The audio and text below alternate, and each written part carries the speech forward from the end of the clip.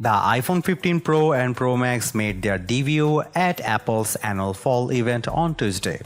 From the moment I picked them up in a hands-on area inside the Steve Jobs Theater, I could tell there was some significant refinements compared with previous Pro models. The iPhone 15 Pro and Pro Max are made with titanium instead of the stainless steel found on last year's iPhone 14 Pro and 14 Pro Max, and as a result are noticeably lighter.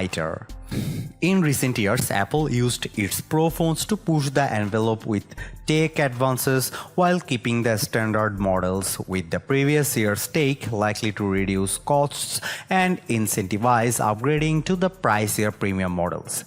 That's proved true with the standard iPhone 15 and 15 Plus, which get last year's 14 Pro perks.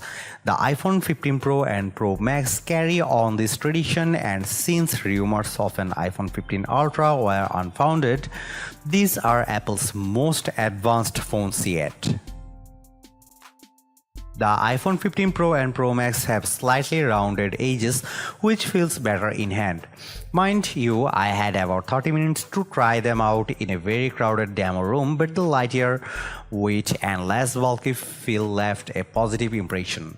The new Pros have thinner bezels for slightly more glass on the front screen, which are still 6.1 inches for the iPhone 15 Pro and 6.7 inches for the iPhone 15 Pro Max.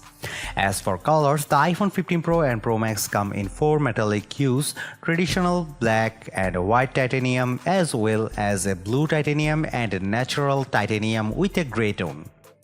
The iPhone 15 Pro starts at $1,000 while the iPhone 15 Pro Max starts at $1,199, while the Pro Max is pricier than last year's $1,099 starting price for the iPhone 14 Pro Max. The new iPhone 15 Pro Max starts at 256 GB, double as its predecessor's internal storage.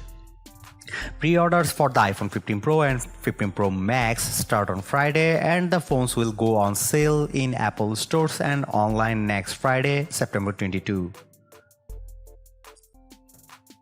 Now let's talk about performance.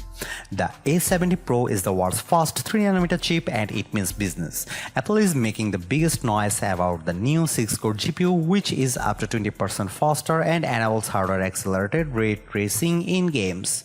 I had a chance to play Diablo Immortal on the iPhone 15 Pro Max, and the lighting effects were very dynamic and action quite smooth, even with lots of enemies on screen.